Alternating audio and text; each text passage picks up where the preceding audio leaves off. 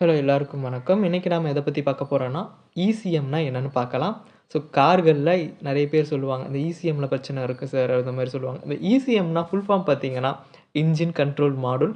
So இது என்னன்னு பார்த்தீங்கன்னா, நம்ம கார்ல இருக்க இன்ஜின இயக்குறதே இதுதான். ஓகேங்களா? கார்ல வந்துட்டு இவ்வளோ ஃபியூயல் வந்துட்டு இந்த ஃபியூயல் மிக்ஸ் ஆயி இந்த டைமிங்கில போயி இதெல்லாம் வந்துட்டு இந்த டைமிங்கில வந்து கம்பஷன் நடந்து இதெல்லாம் பண்ணணும் அப்படின்னு கமாண்ட் குடுத்து பண்றதே வந்து இந்த இசிஎம் தான். இந்த இசிஎம் இன்ஜின் கண்ட்ரோல் மாடல்னு சொன்னேன் பார்த்தீங்களா? இது வந்துட்டு தான் பிரெயின் ஆஃப் தி இன்ஜின்.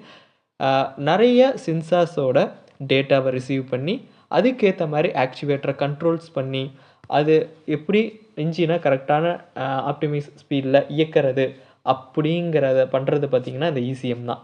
இந்த இசிஎம் தான் பார்த்தீங்கன்னா, brain of the engine. So, இதே மாரி இசிஎம் என்ன அப்படின்னா, இது ஒரு வகையான எலக்ட்ரானிக் கண்ட்ரோல் யூனிட் அப்படின்னு சொல்லுவாங்க. இது ஒரு வகையான எலக்ட்ரானிக் கண்ட்ரோல் யூனிட். இது மாரி நெறைய கண்ட்ரோல் யூனிட்ஸ் இருக்கு. அப்புறம் பாடி கண்ட்ரோல் யூனிட்னு சொல்லுவாங்க. PCM, transmission control unit, TCM, ஏபிஎஸ்லயும் இருக்கு. ஸோ, அந்த மாரி ஏபிஎஸ்ஸ கண்ட்ரோல் பண்ற யூனிட் இருக்கு.